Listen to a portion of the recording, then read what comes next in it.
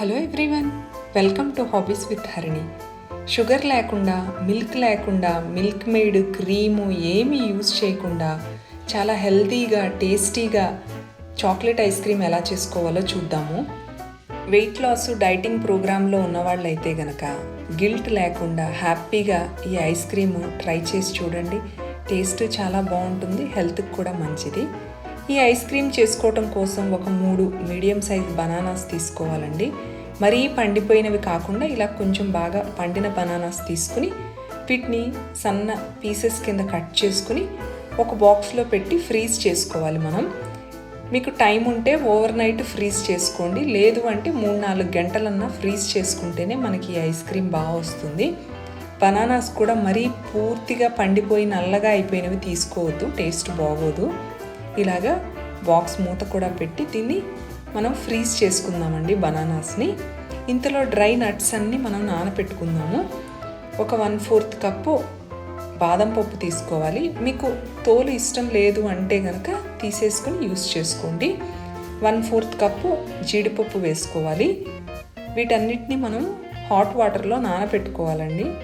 1/4 cup జీడిపప్పు, అలాగే 1 cup makhana నుంచే మనకంత క్రీమీ టెక్స్చర్ వస్తుంది. ఇది హెల్త్కి మంచిది మఖానా. అలాగే ఇందులో చాలా విటమిన్స్, మినరల్స్ ఉంటాయండి. 10 to 12 సీడ్లెస్ డేట్స్, గట్టిగా ఉన్న డేట్స్ అయినా పర్వాలేదండి, ఎందుకంటే హాట్ వాటర్లో నానపెడతాం కదా మనము, మెత్తగా అయిపోతాయి. వీటన్నిటినీ కలిపి హాట్ వాటర్లో కొంచెంగా పోసుకుని 1 కప్పు నిండా హాట్ వాటర్ పోసి దీన్ని 3-4 గంటలు నానపెట్టుకుందామండి. ఎంతసేపు నానితే మనకి అంత స్మూత్ పేస్ట్ వస్తుంది. ఇది మీకు మరీ ఎక్కువ టైం లేదు అనుకుంటే కనుక హాట్ వాటర్లో 1 or 2 hours అన్నా నానబెట్టండి. ఒక 3-4 hours నానబెట్టాక దీన్ని మిక్సీలో మెత్తని పేస్ట్లా చేసుకోవాలి. 3-4 hours తర్వాత చెక్ చేద్దామండి. ఇవి పూర్తిగా నానిపోయినాయి, చూసారా, సాఫ్ట్గా అయిపోయినాయి అన్నీ.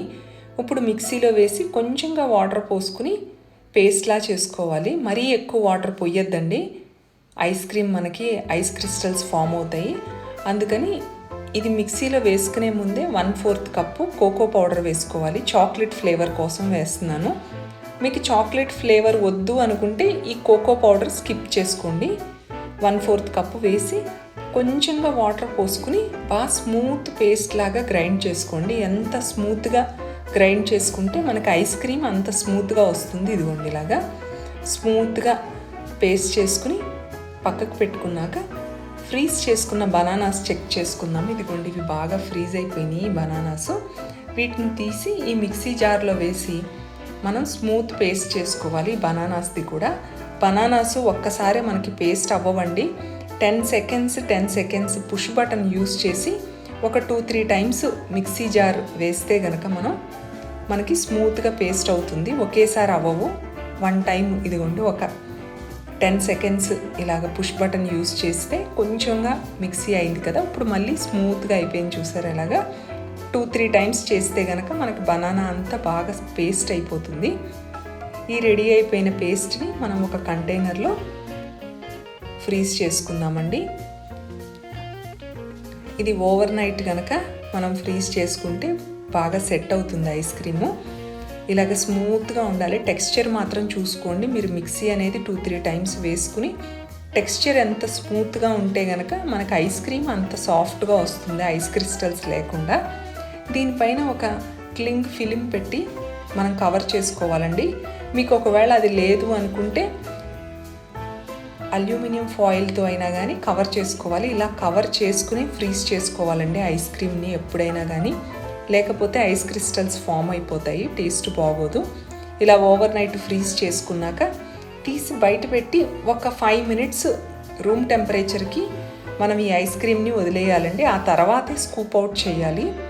ఇది మిల్క్ కానీ క్రీమ్ కానీ లేదు కదా, కొంచెం గట్టిగా ఉంటుంది. అందుకని రూమ్ టెంపరేచర్లో ఒక 5 minutes వదిలేశాక మనం స్కూప్ చేసుకుంటే మన tasty and healthy ice cream ready అండి. ఇదిగోండి, ఈజీగా వస్తుంది. టెక్స్చర్ కూడా స్మూత్గా చాలా బాగుంటుందండి.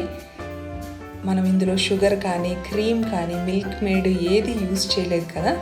డైటింగ్ చేసేవాళ్ళు అయితే గిల్ట్ లేకుండా ఈ ఐస్ క్రీమ్ని తప్పకుండా ట్రై చేసి హ్యాపీగా ఎంజాయ్ చేయండి ఈ సమ్మర్లో. డిఫరెంట్ ఐస్ క్రీమ్ రెసిపీస్ అలాగే మ్యాంగో డెజర్ట్ రెసిపీస్ నా ఓల్డ్ వీడియోస్ లింక్ డిస్క్రిప్షన్ బాక్స్లో ఇస్తున్నానండి. కావాలి అనుకుంటే విజిట్ చేయండి. ఈ హెల్తీ ఐస్ క్రీము మీరు ట్రై చేస్తే కనుక ఎలా వచ్చిందో కామెంట్ చేయండి. వీడియో నచ్చినట్లయితే లైక్ చేయండి, షేర్ చేయండి, సబ్స్క్రైబ్ చేసుకోండి. నెక్స్ట్ టైం ఇలాగే ఇంకొక క్విక్ అండ్ సింపుల్ రెసిపీతో మళ్ళీ కలుద్దాం. Thank you.